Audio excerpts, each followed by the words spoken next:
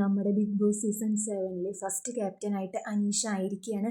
ഒരു ടാസ്ക് കൊടുത്തു. ആ ടാസ്കിൽ ക്യാപ്റ്റൻ ആവാൻ യോഗ്യതയില്ലാത്ത ആളാണോ ആ ആൾക്ക് മുഖത്ത് ഷേവിങ് ക്രീം തേക്കാനാണ് പറഞ്ഞത്. അപ്പോൾ എല്ലാവരും കൂടുതൽ തേച്ചത് അനീഷിനെയാണ്. ടാസ്ക് ശരിക്കും അവർ വായിക്കാതെ ചെയ്തത് കൊണ്ട് തന്നെ എല്ലാവരും കൂടുതൽ ചെയ്ത ആൾ ക്യാപ്റ്റനായി.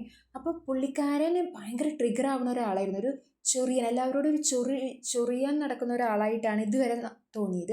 അപ്പോൾ ആളെ ക്രീം തേക്കുമ്പോഴൊക്കെ ഒതുങ്ങിയിരുന്നെങ്കിലും ആൾക്ക് ചില സമയത്ത് ഭയങ്കരമായിട്ട് വയലൻ്റ് ആയി അവിടെ ഒരു സീനുണ്ടായിരുന്നു.